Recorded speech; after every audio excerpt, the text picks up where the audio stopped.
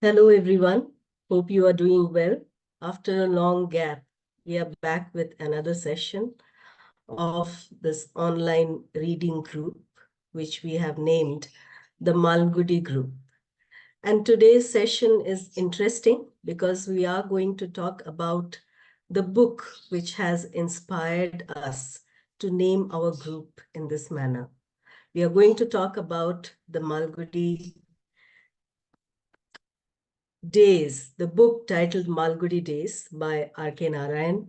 And this is a book which we all have grown reading, falling in love with.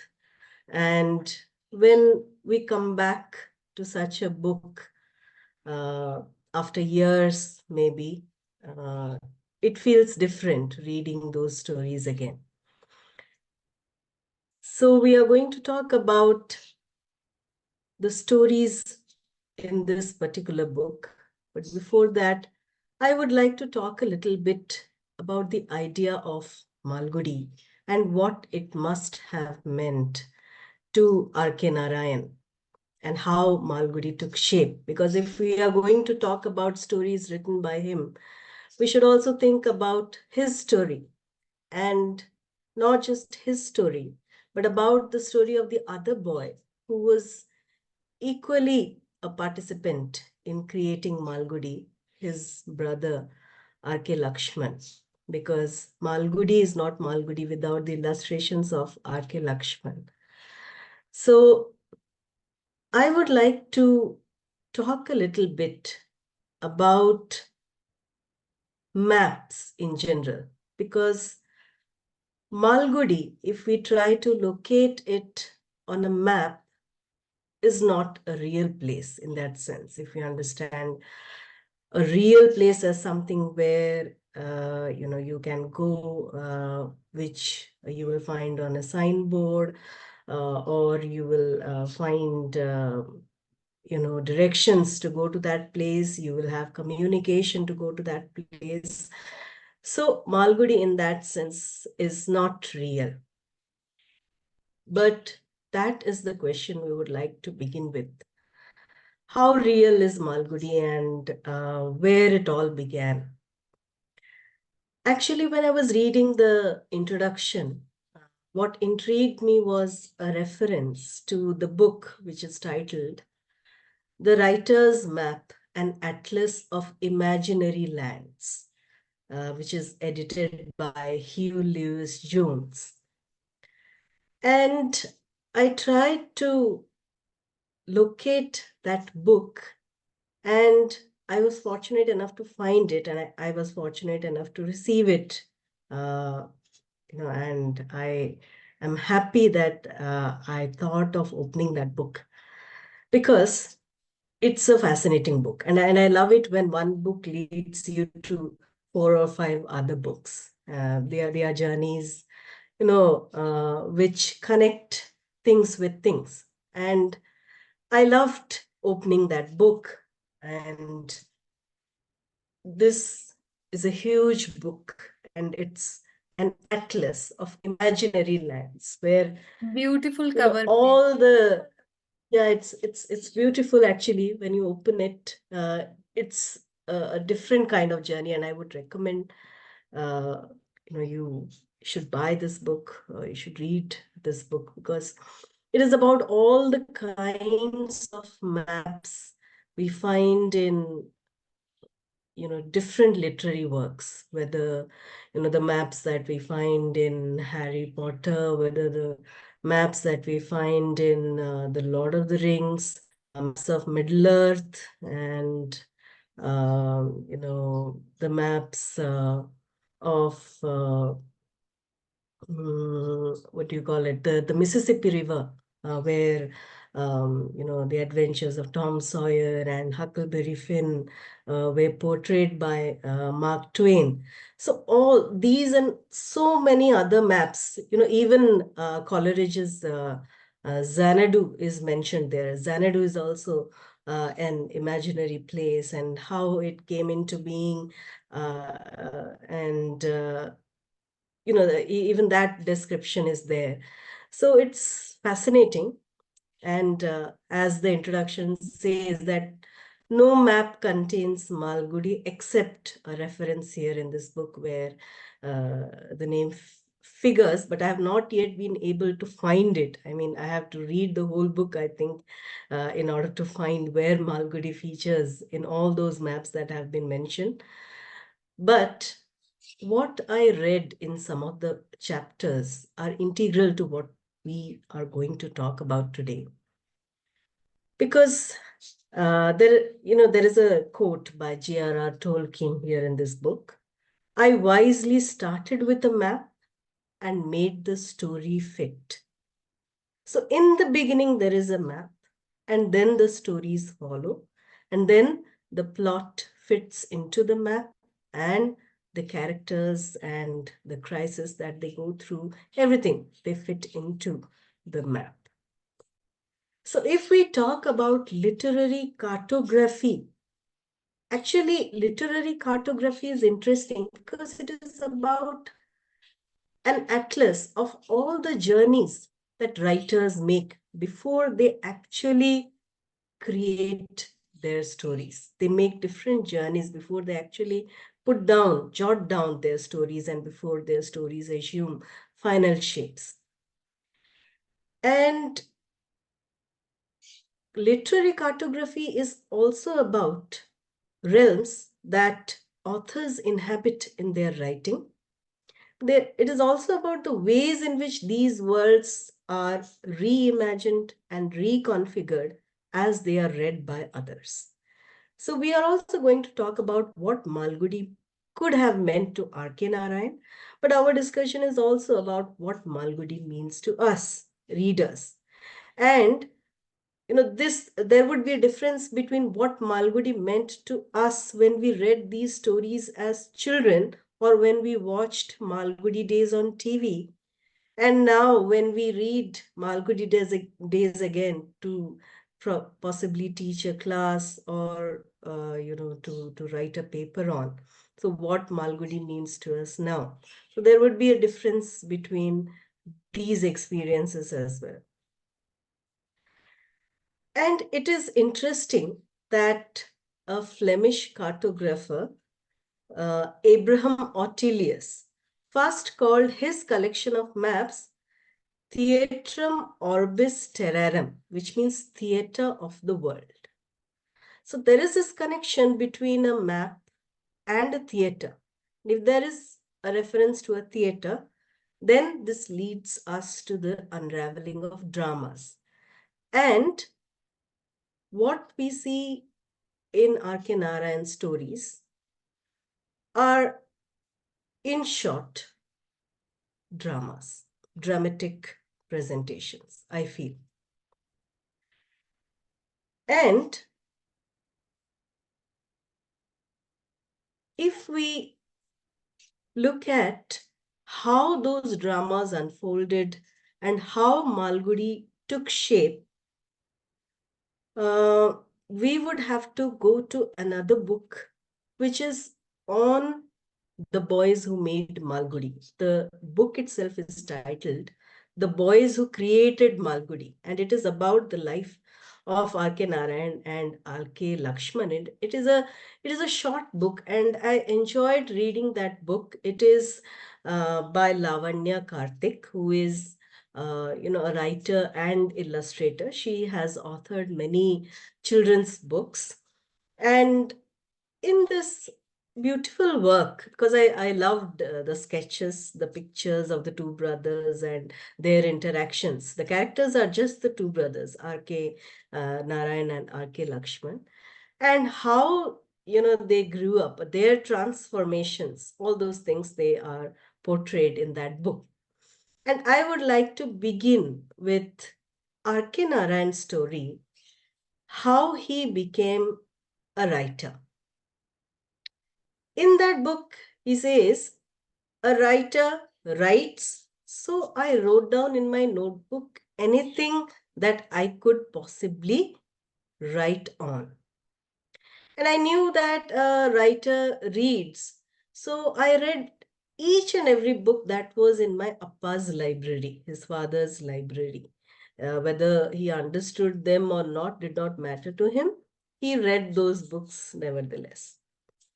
Then a writer observes, and R.K. Narayan is, as we all know, a very good observer.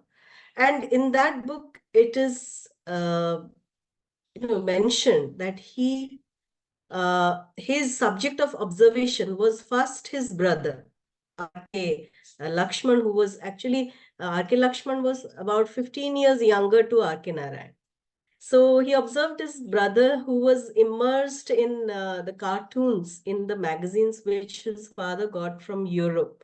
And he would say to R.K. Lakshman, why do you read these magazines? You should study, some serious things about art if you want to be a cartoonist. And R.K. Lakshman would say, no, actually these cartoons are by great cartoonists and I am enjoying it and I know that this will help me in whatever I want to do. And at a point of time, R.K. Narayan was, he doubted himself. Will I be a good writer? Will my writing be accepted? And at the same time, when he observed that his brother was so confident about his career as a cartoonist, he thought, are only writers subject to such anxieties and not cartoonists who are very confident? So, uh, you know, mm, at that time, he also said, okay, a writer also has to study the classics. And this I tried to do, but I failed. I could not study the classics. I could read all the books in my Appa's library, but I could not study the classics because he says, falling in love with words is one thing, and writing for examinations and studying literature is another thing. So I failed at that. I could not study classics. And then uh, he says a writer shares his wisdom. So he had only his younger brother to share his wisdom with, which he tried to do, but he found that his younger brother was wiser than him, and he was confident that whatever he was doing would lead him to his destiny. And then he felt that a writer is a writer only when he or she gets published. So he started sending out his stories, and as is natural, he was rejected many a time. And then there was this point in his life. He was young at that time, in his 20s, I think, when his first story was published. But before that, this situation was before that, when he was getting rejected, and he was in a dilemma whether his stories were too small to matter. That was a question that came to him. Were my stories too small to matter? And then when he was trying to deal with this anxiety, he went on a long walk on the streets of Mysore. And he walked and walked, and he hardly noticed the people, the markets, the houses. He hardly noticed them. The only thing that he could think about was why he was getting rejected, why his stories were not getting accepted. And then he reached the Chamundi Hills, and then he wanted to go to the temple, the Chamundeshwari temple, which was at the top of the Chamundi Hills. And there were a lot of steps, and he had to climb a lot of steps. And even he did not notice how he managed to climb all those steps. And then finally he reached the point where the only part of the building that was left for him to climb was the tower. And at that time, if you want to go to the top of the tower, there was only a ladder which was somehow fixed to the wall, and you had to climb the ladder in order to reach the top of the tower. So there was darkness all around. It was tower, it was restricted, and so there was no light. And in that darkness, he started climbing uh, the ladder, and then finally he could reach the topmost part. And then he stood there. There was an opening, a window of sorts, and he looked out of that window. And then he saw Mysore. Till this point, he hadn't noticed anything. from the top of the tower, he saw Mysore. And at that point, I feel that Mysore as a place stopped existing, and Mysore as only a map started coming into being.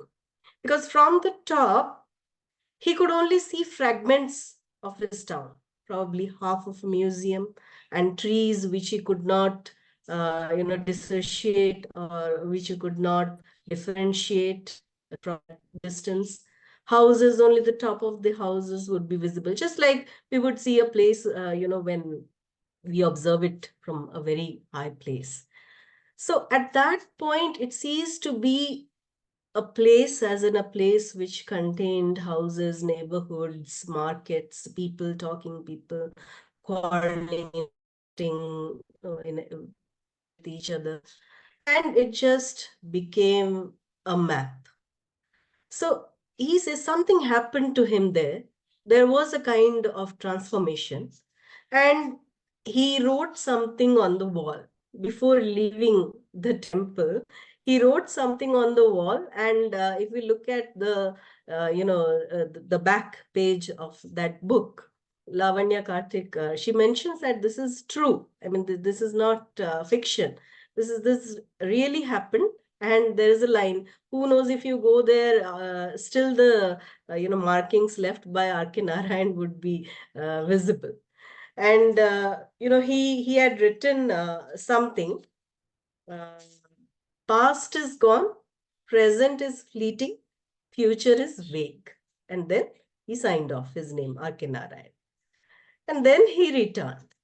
So there was this transformation in him. Then he returned, and he says, then I went into the unknown. And then later, when his thoughts settled down and he began to think of how he could translate this change that had happened in him onto paper, he says, I just closed my eyes, and suddenly there was a town in front of me. There was a railway station, and there was a boy running across the platform towards a moving train. And immediately I opened my eyes and I said, I would name him Swami. And there began the of Swami. So that's how, Malgudi took from Mysore, the place, and, arose Malgudi, which is only a place in an imaginary map. Because you see, suppose we have a blank space on a map. If we look at it one way, we would say that there is something wrong with the map. You cannot have a blank space on a map. You have to have some information about a particular place. But if there is a blank space on a map, then for literary cartographers, that is something which leaves space for imagination. If you have spaces on maps and you can fit in your own words into those maps. So that was something which happened to R.K. Narayan. And then when he wrote down those stories, there's this thing which I want to quote. Page by page, a town came to life, a town called Malgudi. Chapter by chapter, I became a writer. So it was only after that experience of having climbed the top of the Chamundi hills and reaching the top of the tower of the temple, only after that he feels he became a writer. So there we see the rise of the town Malgudi, which is nothing but an imaginary map. It is a map because whenever we think about Malgudi, some set scenes come to our mind, which we read in those stories, which we get to experience, which we associate with the characters we meet. So I feel that whenever it is about trying to find yourself, a journey of that sort, whenever it is a journey of self-discovery, there is also a consequent product which we hold in hand, and that product can lead to mapping of our feelings, our emotions, our thoughts, and our experiences. So John Muir, whom we know as an environmentalist and a great nature writer, he says, I went out for a walk and finally concluded to stay out till sundown. For going out, I found, was really going in. So that was what happened to R.K. Narayan as well. So Malgudi took shape, and the characters happened one by one as he began writing the stories. And when he made his brother read those stories, his brother said, okay, you're writing about yourself. You're writing about your friends. You're writing about your school. You're writing about your teachers. You're writing about, okay, not your cricket club, but my cricket club. I can recognize my cricket club, and you've written about me as well. So he says, yes, I am writing about myself. I'm writing about yourself. I'm writing about our town. Only this is Malgudi and not Mysore. And then he says to his brother, uh, you see, I just need a cartoonist for my stories. And I was wondering if you would, just give Malgudi the shape that I want to see. And then, of course, his brother was, overjoyed, and he said, I can't believe that my cartoons are going to be published as well. So that's there the story ends. Story in that book, the story of the brothers who created Malgudi.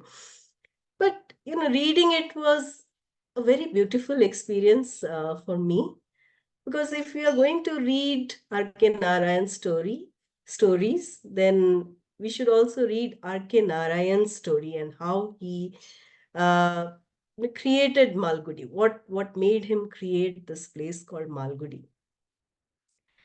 And I would like to also touch upon another aspect which we see in his stories. Let me just talk a little bit about the first three stories: An Astrologer's Day, The Missing Mail, and The Doctor's Word. So in the first story, An Astrologer's Day, see that at a point the astrologer recognizes the person, Guru Nayak, as a person whom he had wronged many years ago. He recognizes Guru Nayak. So there is this dilemma of whether he should continue the conversation with this man and risk being detected and being attacked, or he should trust his instincts or trust his abilities and just go on with the game. So there was that dilemma. And in the second story, The Missing Mail, in the interactions between Ramanujam and Thanappa, the postman, we see that a similar point came into the life of Thanappa when he was in a dilemma whether to deliver the letter and the telegram announcing, the ill health and death of Ramanujam's uncle at a time when Ramanujam was, carrying out the marriage ceremony of his daughter. Whether to deliver the mail, which was his duty, or to withhold the mail, which could also lead him to, official problems, because as he himself says, this is serious breach of conduct, and if you want to complain against me, you can. So that was his dilemma. And in the third story, The Doctor's Word, we see there is, the dilemma which Dr. Raman finds himself in. Dr. Raman is a person who does not like to whitewash. He's a doctor and he has treated patients over years, and he does not like to whitewash. He is direct, and he says that if there is no chance for a patient survival, then why should I lie? I should directly tell him that there is no hope, him or her, that there is no hope. But this was different because Gopal was sick, and at a point, Dr. Raman actually did not believe that Gopal would survive. But then he has to make that difficult decision of lying to Gopal and telling him that he would be okay and there is no need for him to sign the will or anything. So he goes and does that, which is against his principle, his usual thought. So in these three examples, I would like to highlight an important thing which we face while making life decisions, big decisions. Of course, when we say life decisions, those decisions have big impact. Often when we find ourselves facing a life-changing decision, we lack the information we require to make an informed decision. We cannot be informed about the future. We don't know what will happen if we take this decision. We don't know. Had we known it, it would have been better, because we would know what it would be like if we do this. But we don't know. We don't know about the future. As R.K. Narayan wrote on that wall, future is vague. So we don't know what will happen, or we don't know what will be the consequences of our decision. So it is never an informed decision. Yes, we make conjectures, and we, try to judge depending upon what we have observed around us. But then we cannot say for sure what will be the impact of our decision. Many a time this happens. So we can't know what our lives will be like until we have made the decision and undergone the new experience. But if we don't undergo the experience, we don't know what we are missing. And the impact of this decision is often big. And I would like to stop at this point where, all these interactions that we see in R.K. Narayan stories is about that kind of transformative experience. Characters have to take decisions. They don't know what will happen as a result of their decision until they have taken the decision and acted upon it. And then what happens is we see towards the end of the story. But I feel that all the stories, all the interactions are about this transformative experience. So I would like to stop here and invite Bhavya to share her thoughts about Malgudi. Yes, Bhavya. Good evening, ma'am, and good evening to Pallavi. Like always, you always start the introduction in such a beautiful way that it is so tough to keep up with the impetus of it. Nonetheless, let's try our might.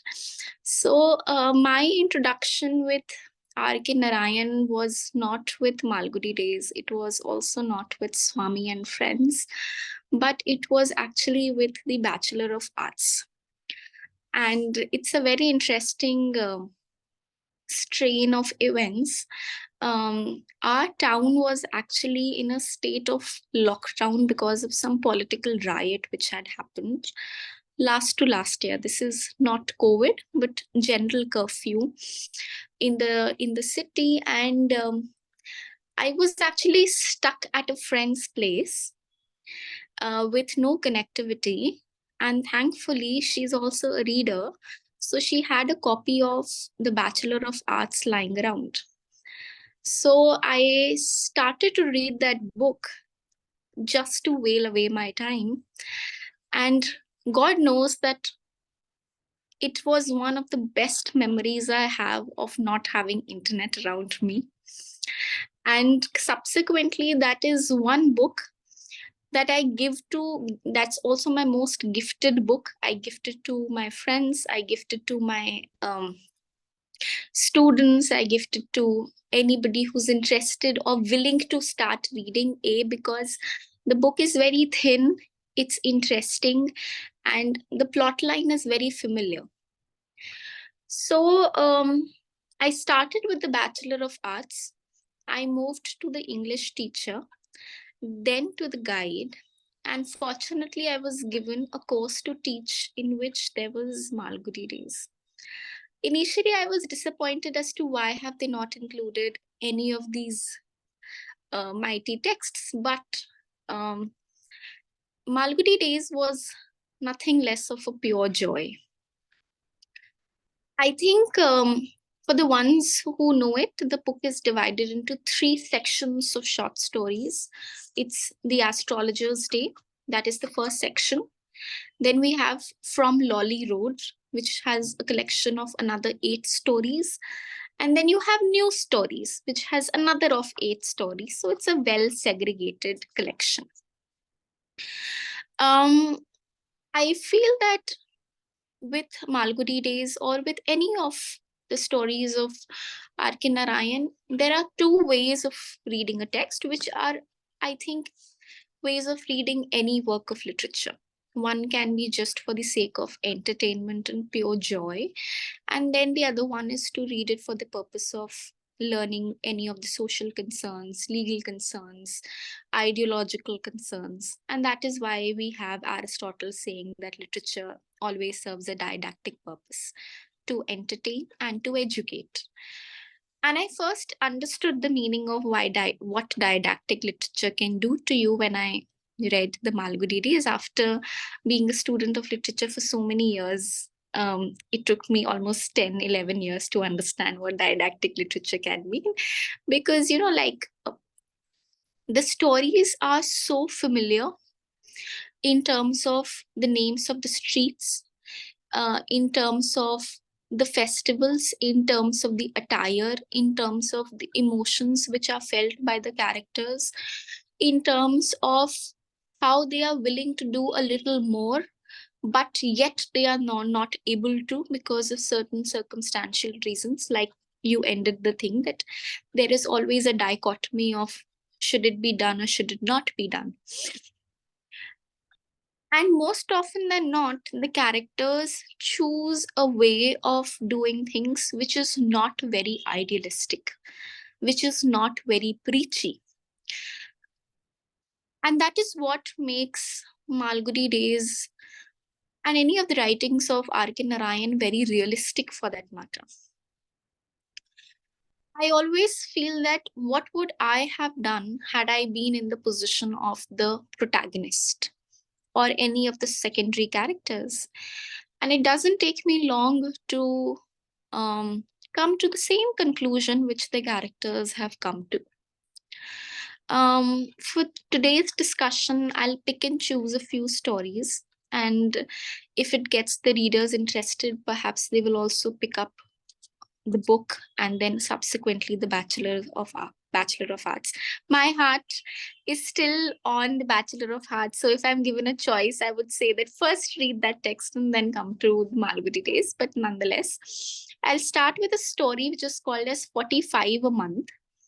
It is from that section called as From an Astrologer's Day. It is about a very young girl whose name is Shanta. And Shanta is so young that she goes to school, but she doesn't even know how to read the clock. But she's a very excited girl and she has extracted a promise from her father that that evening they will go watch a movie. First of all, it's a lot of nostalgia to read R.K. Narayan because things like planning weddings, planning to go out with your parents to watch a movie, and cooking together, sitting on a pyol. Like very often you would see him using the word pyol, which means chabutra in Hindi. things which we once used to enjoy, but just in the just because there is so much of urbanization and how we have also taken the heat of it, we have also forgotten those days. So it's so much nostalgia, first of all, to read those texts. So it is about a young girl who's very excited to go to a cinema hall with her father. She comes back early from school, and she's very much excited. She gets ready in her new pink frock, and much to her mother's displeasure, she is ready before time, ready before 5 o'clock.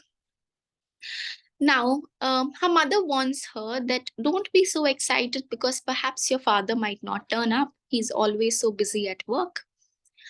And when I read those lines, I clearly remember my own childhood when I would look forward to spending time with my own parents, but there would always be something or the other, some engagement or the other that would prevent us from going out. So reality precedes your excitement. So that was the emotion I deciphered when I was reading 45 a month. So she's all excited, she's ready, and then her mother wants her, and the mother is having a life of her own. And then it's a shift in the narration, and we see the situation the father is in. He's at his office, and he knows that he has to take his little daughter for a movie that night. So he plans to leave his office a little early. Now he knows that he is in a kind of a setup where if his usual time of leaving the office is at 5, he usually stays a little longer till 8 or 9. And that day he has made it very clear to himself that no matter what, my little daughter is waiting for me. So even if my boss is angry at me, I would rather file a resignation but disappoint her. He's prepping himself up like we all prep when we have to go and talk to the authorities that if they say this, we will say that. It's XYZ.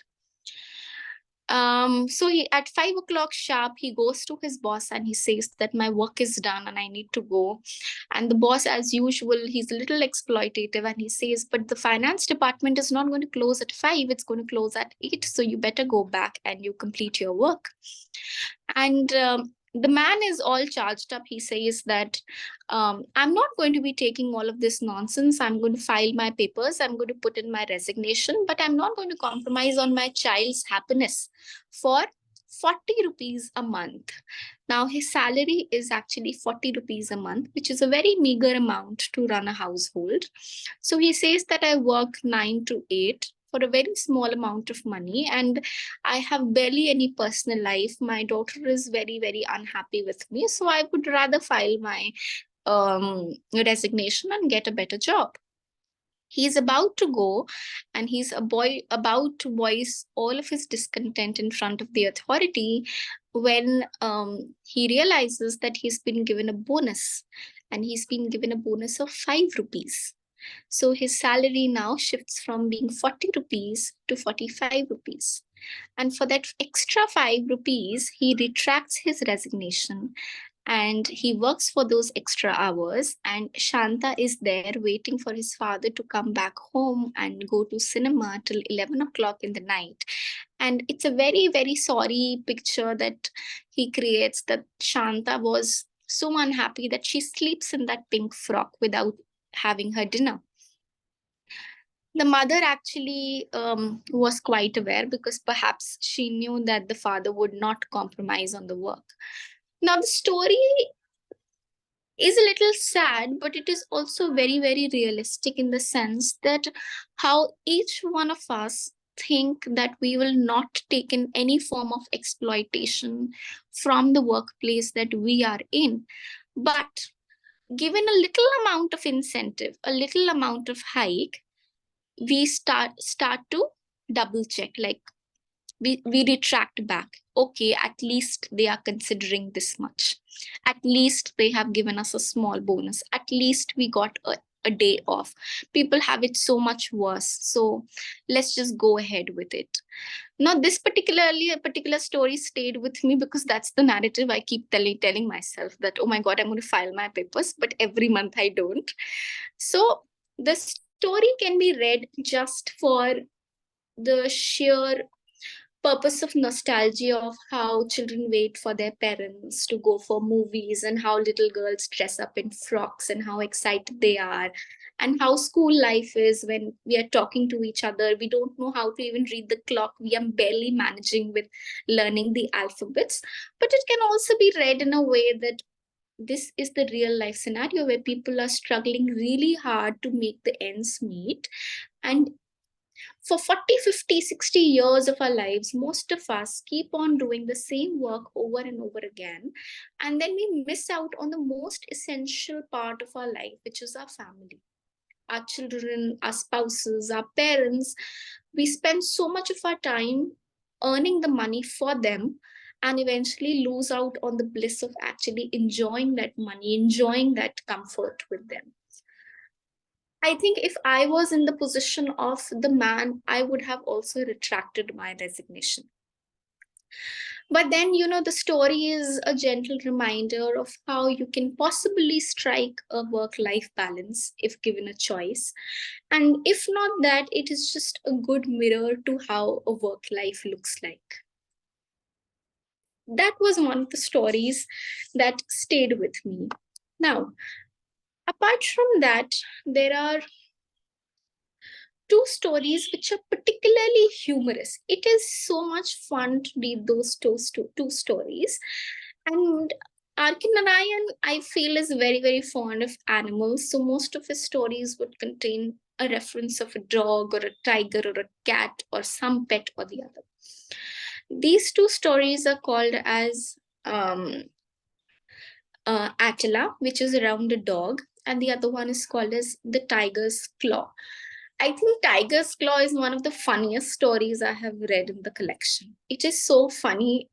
It is about a man who goes to a very deserted village to market a pesticide kind of a product. The town is so deserted, it is so isolated that barely anyone comes or goes there, except for the fact that it has a railway station.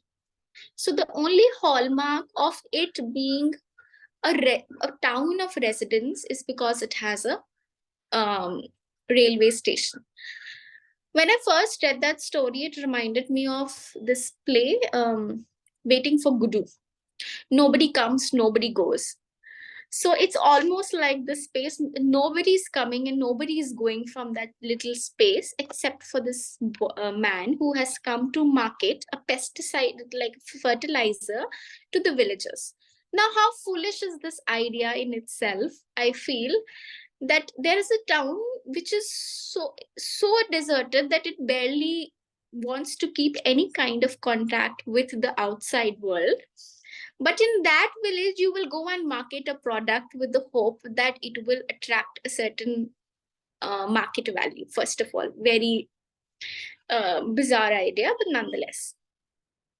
Now he goes and he markets, and it's a very warm, cozy setup. The town is very warm and cozy. The station master of the railway station, he appoints himself as the caretaker of the man who has come, because he's very excited. Like, nobody comes to the village, so now somebody has come. So the town is very excited that finally the space is coming to limelight. There are guests in our town. So he appoints himself as the caretaker and takes him to his house, feeds him, offers him a space to sleep, takes him around. The man obviously propagates about his fertilizer, etc., etc. Then at night, he has a train at 5 o'clock in the morning to go back to his town, the man. So he plans to sleep in the station master's room at the railway station. Now, funny thing, he dozes off and dreams about a tiger. And the tiger is coming to him from a cliff, and he's watching that tiger from a cliff. Now, then he just wakes up because there is a sound in the room, and God has it, there is a real tiger in the room. So there is a very quick blend of dream and reality. The tiger has come. There is no help. There is no way or ways of like saving yourself except for three pieces of furniture in the room. So he creates a barricade of himself with a table, a chair, and a knife. These are the only three things which he has to safeguard himself against a tiger. The tussle is going on, and it's so humorous. Like, you will see that the man is almost about to be eaten by the tiger, but he thinks that, oh my god, who's going to show up at work tomorrow? And oh my god, poor lady who was going to be married to me, what a disastrous life she's going to have without me. I mean, all of these things are so funny. You are almost about to be killed by a tiger, but you think about the spouse you will be married to at X point in time in your life. He finally manages to like save himself, but the entire narration of how he saves himself with a table, a chair, and a knife, and how the station master comes and instead of actually helping himself is so odd about the idea that there is a tiger in the village apart from a guest, that he goes to the other people in the he goes to announce this news to other townspeople rather than actually saving the man. So a very very humorous story, and along with that we have a story called as Attila. Now Attila is about a dog. He's a pet. He was brought home with the intent of being a watchdog, but he's anything but a watchdog. He's a he's he's a very docile dog who would barely bark. He will not take care of the house. There are things which are getting stolen from the house, flowers which somebody comes and takes, but Attila doesn't know. He eats, he sleeps, he wanders, and he's anything but a watchdog, as I said. Now, one day, a thief actually comes into the house, and he has taken all the pieces of jewelry from the house, and then he's very much ready to run away when Attila steps in. Now, any normal person would expect that Attila would at least bark, but Attila doesn't bark. Narayan says that Attila is such a friendly dog that he expects the thief to take him along, pet him, offer him food, rather than barking at him. So this is exactly what the thief says to the dog, that I will not harm you in any way. All I would want is you neither bark at me as well. You don't bark at me also. So he helps the thief climb out of the house with all the pieces of jewelry. The next morning, everybody is awake and they are in a state of dismay that there has been a robbery. Everybody starts blaming Attila, what a useless dog he is. And then he starts walking out of the house because he has created a certain kind of a bond with that thief he met the last night for 5 minutes. So that emotional attachment has led him to actually go out of the house and look for that thief. His name is Ranga, and actually see where his dear friend has gone. A week passes and he's still hunting. He's found Ranga and he tags along with the thief all the way through. And at home, nobody misses Attila because anyway, he was almost a burden. He was not a watchdog. So now the mother of the house, she's like, thank God he's out of the house, because now at least the thief has not just taken the jewelry, he's also taken Attila, because anyway we had to feed the dog XYZ. Now, as fate would have it, the younger son of the house actually goes to buy milk one day, and he spots Attila. I would just ask the readers to imagine a situation. Here is the young boy who has now seen Attila here. The young boy shouts us at Attila. But before Attila, there is also Ranga. Like, Attila is following Ranga. So when he shouts at Attila, Ranga also turns around and he really thinks that perhaps the people from whom he has stolen the jewelry, they have actually found him. So they are coming after him, when in reality they are coming after Attila. And Attila is confused because Ranga is running away and he wants to run after the dear friend, and then the young boy runs after Attila. In this entire confusion, the jewelry that he has stolen, he drops off. he drops the jewelry off and he runs away. Attila is not able to keep up.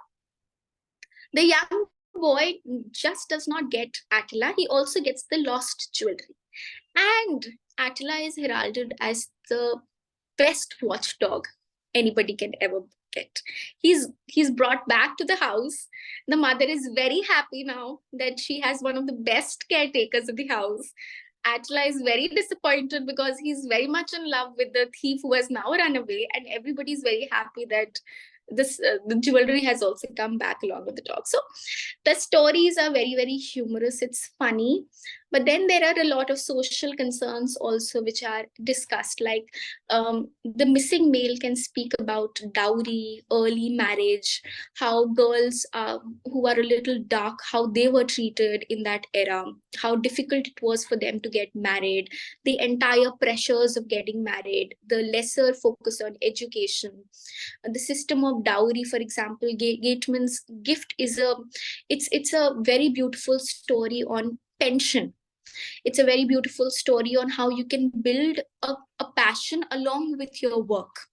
It is a story about how people who are attuned to doing government services, who are in army life or in navy, when they get a period of retirement, it is very difficult for them to now gel back into a civil life.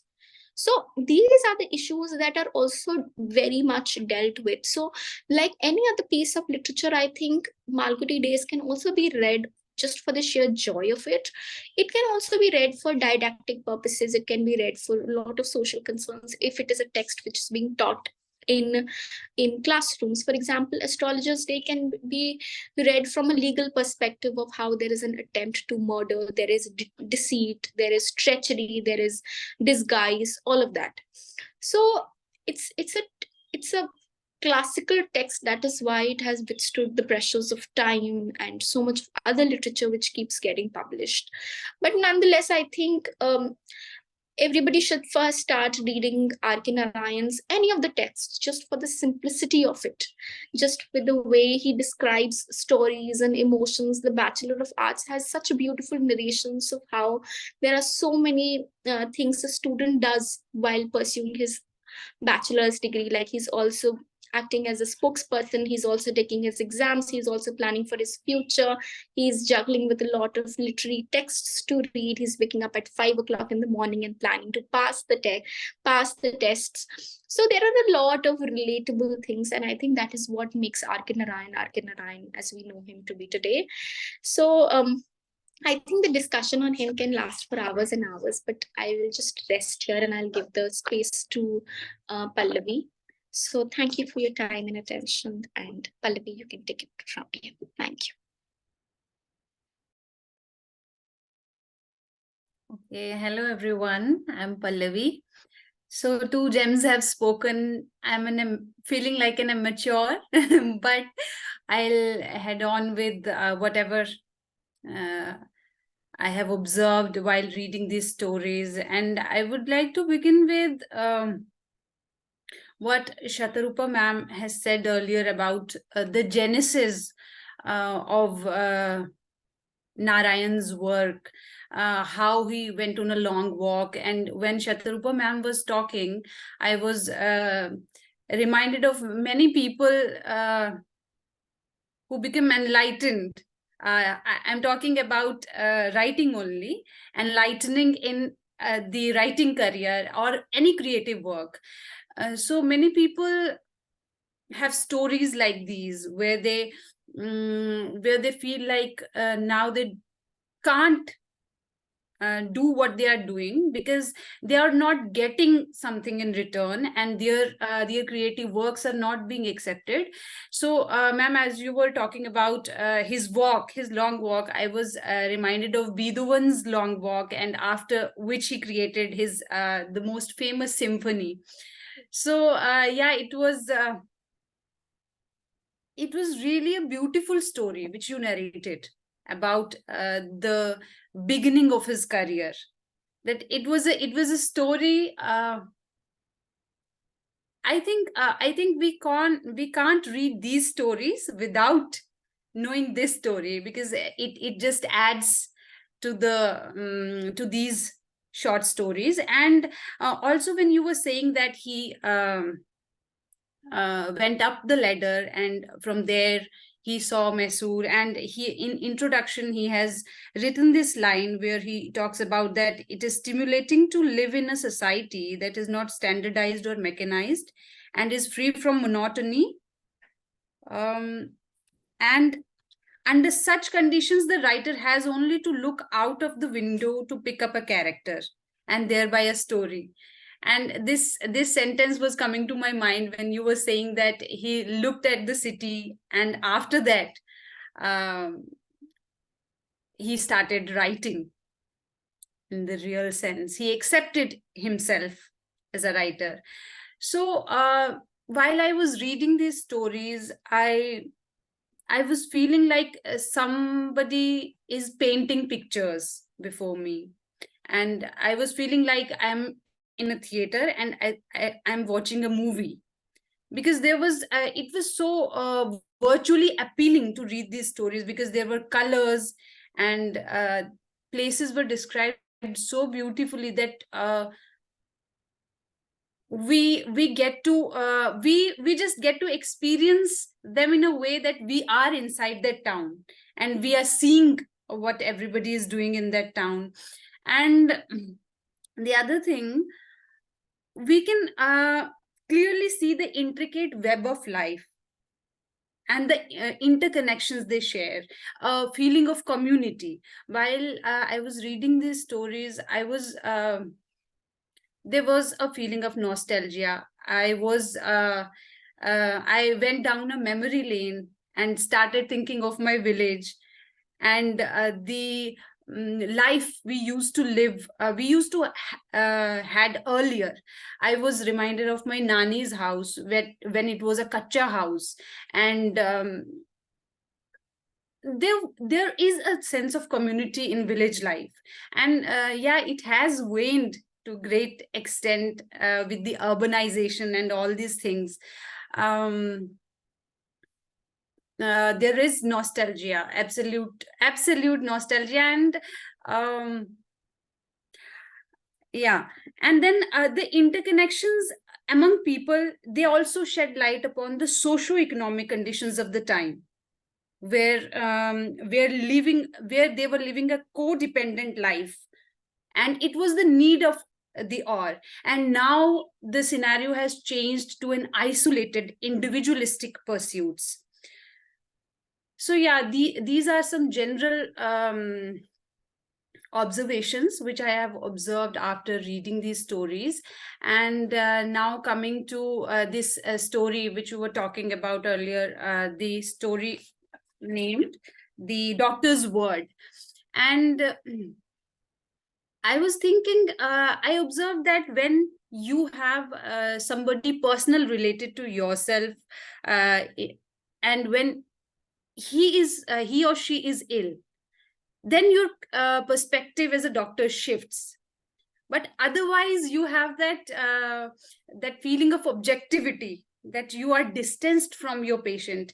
And I was seeing that this happens often, that when we visit doctors and we don't feel satisfied because we don't feel a sense of connection, we don't feel connected, and we feel like we have been betrayed, because the doctor is not sensing what we are trying to convey. So I felt that thing, that I was reminded of that book by Paul Karunanidhi, When Breath Becomes Air, where when he becomes ill, then he comes to realize that how his patients must be feeling. Yeah, that thing came to my mind. And then there is this story which I felt close to my heart, because the same incident happened with me. And this story is the axe. In Axe, this gardener Valen, and the feelings he had towards his plants. I'm very fond of plants, and I love plants. And here, the place where we are living right now, it's a rented room. And beside this place, there is a tree. And there is only one tree in this surrounding, and I daily talk to that tree, and I feel like whenever I am alone here, I feel like I have a companion with me right here. And neighbors, one day neighbors came and they said that it is shedding so many leaves, that was in autumn season, and we have to cut its branches. And ma'am, you won't believe, I felt like, my world is shattered. I cried and I said, no, matlab, you shouldn't cut the tree. And I was completely okay with the all the leaves falling down, because I was happy with grooming all the leaves. So yeah, I emotionally connected with Valen when he lived there for such a long period of time. And there's also this there is also this theme of capitalism, that how you don't respect the emotions of a person who has lived there for a long time, and for the profit, for the gain, you are for the profit, you are renting the place, and you don't have any connection with it, but you are not seeing the person who has lived there for such a long time, and who has tended the place, who has um, built a garden. And when Valen said that, don't put an axe to the tree, Margosa tree, and let me go away from here. And even that last sentence, that he has reached a distance where he still can hear the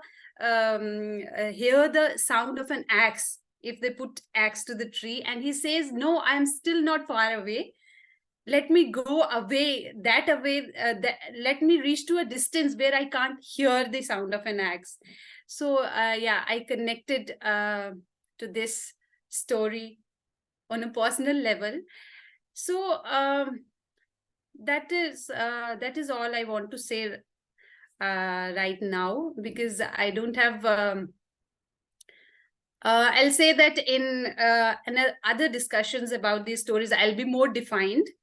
I'm a bit of a poor rememberer, so I can't remember names, but I'll try my best. And yeah, I enjoyed listening to both of you. Over to you, Shatarupa ma'am.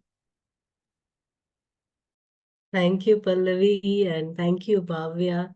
Both of you related the stories, in such a way. I felt, I was thinking, I enjoyed reading R.K. Narayan's stories, but I enjoyed listening to both of you. And I think this enjoyment was better because now the stories were mixed with your feelings, your thoughts, your emotions, your experiences. And there was a kind of transformation in the way the stories were related. Like you said, Pallavi, we always connect with stories at a personal level because stories are not just stories, as you rightly said. I was talking about life choices that we have to make. I was talking about uh, the future being vague, and we don't know what the consequences of our decisions are going to be. Often in such times, I find that uh, some stories come to mind. Sometimes when we seek answers, and sometimes when we seek directions, it is stories that help us, because stories are also about empathy. I feel that the basic thing that a story does is to create empathy in the readers. And if we have empathy for the characters, those experiences somehow stay with us. And whenever we are in need of uh, some sort of concrete idea to base our decisions on, I think stories help us. They help us.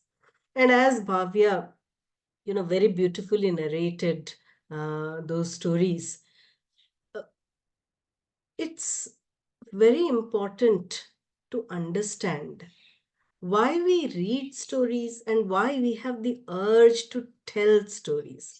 Because Bhavya was so excited while relating them, and especially while talking about Bachelor of Arts, you know, that excitement is infectious, I feel, and that excitement is something that we all share and we should share, because life is about stories, whether they are stories we read in books or they are stories we watch around us or stories that we live. Life is made up of stories, and there cannot be a living without stories. So I feel this was a very beautiful session. And if any of you would like to say anything, please do so. Otherwise, we'll conclude today and then we will wait for part 2 to be recorded, perhaps next Sunday. Yes, Ma'am, Pallavi. I would say one thing that when you started narrating the story of these two brothers, even I would say that if you had just explained that where they lived or when they started writing, just biography part, it wouldn't have been sounded interesting. That you narrated the story, you started these stories with a story, and that was so interesting. And yeah, it just stories are interesting, and they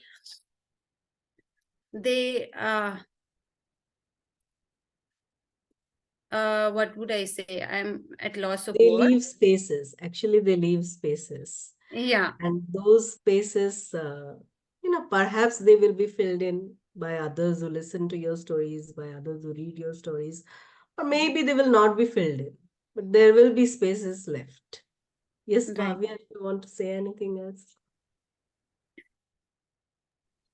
I mean, I think this discussion was specifically close to my heart because our group is named after the Malgudi days.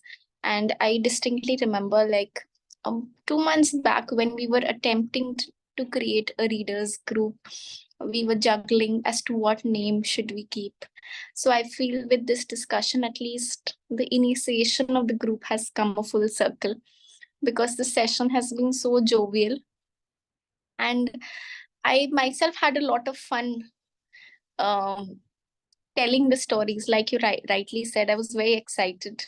So I think R.K. Narayan is one writer which deeply entertains us. I remember that I was in a hill station this Holi. I think Kanatal. I was in Kanatal, and I had read his guide for the second time. And this experience of reading the guide in the mountains was a different experience as to what I had read for academic purposes. So I think whenever I think of R.K. Narayan, I can just associate pure joy and pure bliss to him. Like with each author, there is a particular emotion that you relate to, either to the characters that he or she builds or the stories that he or she talks about. For example, whenever I think of Virginia Woolf, I think about Mrs. Dalloway and loss and stream of consciousness and what um, separation can do for you. Whenever I think about Wordsworth, I think about what nature can do for people. When I think of my own topic of research, which is the Mahabharata, I often think about emotions and struggle and how there is conflict. And I think with R.K. Narayan, we can unanimously agree that there is just so much joy and bliss and fun, particularly fun when you read his works. And they are so light. For example, you really don't have to struggle much with words or comprehension or making meaning out of it. So a nice book and a nice discussion, and I'm so very grateful to both of you. Actually, it's very nice to hear about books and not just read books. So thank you. True, Bhavya. Then let us end today's discussion on that note of bliss. And I think all three of us will have a refreshing sleep today. So good night to all of you, and good night to our viewers as well. We will wait for part 2. Thank you so much.